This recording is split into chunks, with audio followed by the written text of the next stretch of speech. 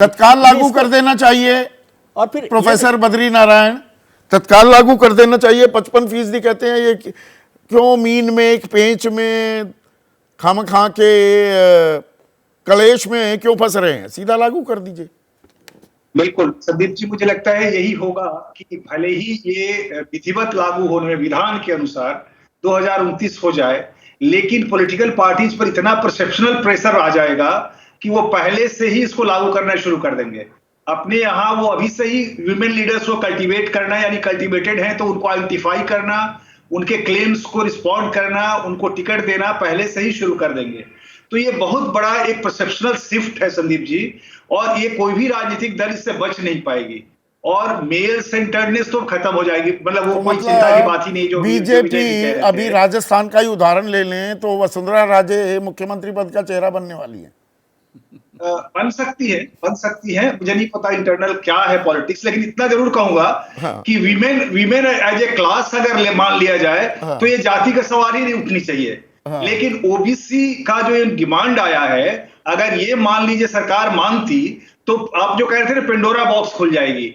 फिर क्या होगा कि एमबीसी के लिए अलग दीजिए, उसमें 18 जो हमारे विश्वकर्मा समुदाय के लिए अलग दीजिए, बहुत सारे सब सेक्शंस पैदा हो गए हैं। तो मुझे लगता है विमेन को एक विमेन के रूप में एड्रेस किया जाए, एक क्लास के रूप में, और जो जो वहां इनविजिबिलिटी बहुत है, अभी वहां पर वो कैपेसिटी नहीं डेवलप हुई है पूरी तरह से, वहां के लिए लाजमी है। लेकिन ओबीसी के लिए अगर इसको लाजमी कहा जाए तो मुझे लगता है कि वो सही नहीं है।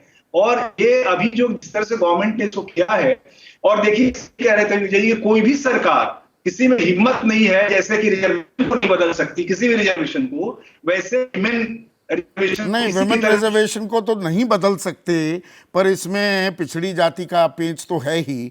अगला एक और सवाल हमने पूछा था, और सवाल क्या है, पीसीआर थोड़ा गौर कीजिएगा, क्या महिला आरक्षण लागू करने में जनगणना और परिसीमन की शर्त इस मामले में सरकार की मंशा पर संदेह पैदा करती है?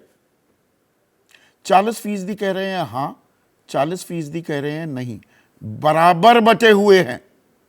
मतलब सरकार की मंशा पर शक करने वाले भी हैं और नियत साफ मानने वाले भी उतने ही हैं। अब देखिए, वैसे तो मैं आमतौर पर विनोद जी की बात से सहमत रहता हूं मोटे तौर पर, लेकिन आज मैं नीरजा जी की बात से ज़्यादा सहमत लग रहा हूं।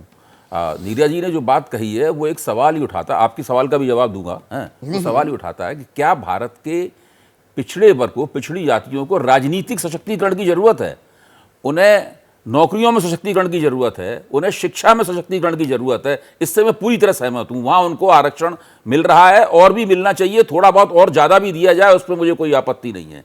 लेकिन क्या उन्हें पॉलिटिकल एम्पावरमेंट की ज़रूरत है? संविधान ने भी उनको पॉलिटिकल एम्पावरमेंट, उनके लिए निर्वाचन क्षेत्र आरक्षित करने से इनकार कर दिया था संविधान सभा ने। और देखिए, बिना उन्हें कभी, उनके लिए निर्वाचन क्षेत्र कभी आरक्षित नहीं रहे। 1990 के मंडल कमीशन की रिपोर्ट स्वीकार किए जाने से पहले ही वो राजनीतिक रूप से बहुत सशक्त हो चुके थे, और आज उससे भी ज्यादा सशक्त हैं। पूरी भारतीय जनता पार्टी का पूरा ओबीसीआइजेशन हो चुका है, जो देश में सत्ताधारी पार्टी, उसके बारे में माना जाता है कि अभी निकट भविष्य में भी शायद सत्ता से वो ना हटे। तो ये तो स्थिति है। देश की हर पार्टी ओबीसी का तराना गा रही है, कोई ऐसी पार्टी नहीं है जो ओबीसी का तराना नहीं गा रही हो। उनको राजनीतिक निर्वाचन क्षेत्रों में आरक्षण नहीं चाहिए, उनको नहीं दिया जाना चाहिए। मैं नीरजा चौधरी की इस बात से पूरी तरह सहमत हूं। यह संविधान के उसूल के खिलाफ है, और किसी भी किस्म के जो पहले से सशक्त है उसको आप और क्यों सशक्त कर रहे हैं? जहां तक ओबीसी महिलाओं को, आप विनोद जी ने कहा डबल जपार्डी होगी, ओबीसी महिलाओं को सशक्त करने का सवाल है। ये तो उन तमाम पार्टियों की जिम्मेदारी है कि वो ओबीसी महिलाओं को टिकट दें, और उन पार्टियों की खासतौर से जिम्मेदारी है जो अपने आप को सामाजिक न्याय की पार्टियां कहती हैं, जो ओबीसी आधारित पार्टियां हैं, उनको चाहिए कि बड़े पैमाने पर ओबीसी महिलाओं को टिकट दें, और दूसरे पार्टियों को भी ओबीसी महिलाओं को टिकट देना चाहिए। खबरों की तह तक जाना और सच खोज के लाना, ताकि आप रहें आगे। इसी सोच के साथ हम निकलते हैं खबरों की जमीनी हकीकत जानने। मणिपुर से लगातार कई दिन तक खबरें पहुंचाना हो, या फिर हरियाणा में भड़की हिंसा के हर पहलू को सबके सामने लाना हो, हम बिना थके आप तक खबरें पहुंचाते रहे। पब्लिक इंटरेस्ट यानी आपके हित की बात। देखते रहिए पब्लिक इंटरेस्ट, सिर्फ एबीपी न्यूज पर।